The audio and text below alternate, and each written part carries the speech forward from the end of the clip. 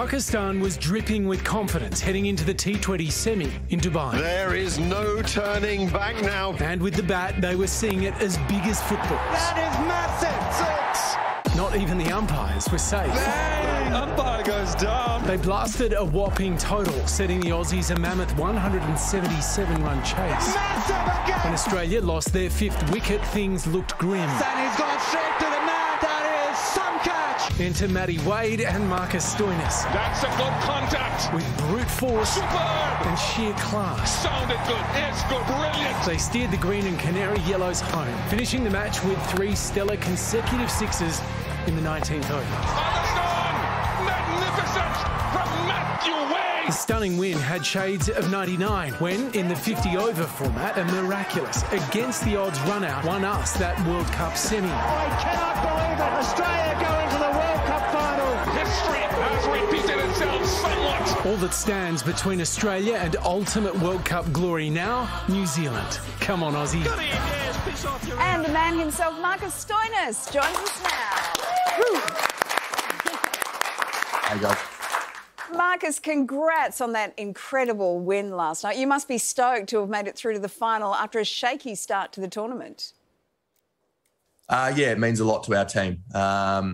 We've got a great bond going on here. We've had a great time, but it doesn't mean much if you're not winning. So, yeah, it's nice to be through to the big dance against New Zealand. You're right, winning is the most important thing, but it was a power-hitting display by you and Matthew Wade last night. Does that give you some extra confidence going into the final? Yeah, for sure. I mean, where we've batted down the order in this tournament, we haven't had to do too much apart from maybe 2 games. So, yeah, we're in the pressure cooker there, and yeah, so it does give us some confidence going into that final. Now, Marcus, your coach Justin Langer has always claimed that T20 is an old man's game. How does it feel being called old at the age of 32?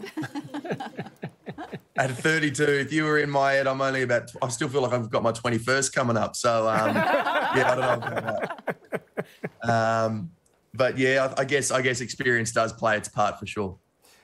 David Warner walked off thinking he was caught out, but looking back at the replay, he didn't even connect with the ball. Is that the real story, or did he just walk off because he's a tired 35-year-old man?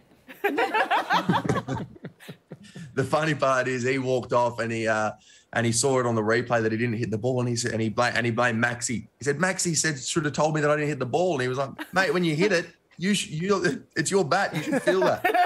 Anyway, so Maxi's fault. Can I just ask, when it is all as tight as it was at the end, are you doing the numbers in your head out there? Just talk us through that. Yeah, to an extent. I guess also the scoreboard always has a countdown pretty much of how many balls left and how many runs you need. But yeah, we're pretty much trying to calculate how many we want to leave for that last over. You don't want to get stuck, obviously, with too many in that last over. And we both individually got the bowlers we want to target. One boundary was shorter, one boundary was longer, so we had a left and right-hand combination there. So, yeah, we were taking our turns at really having a crack. So Matt's on the run.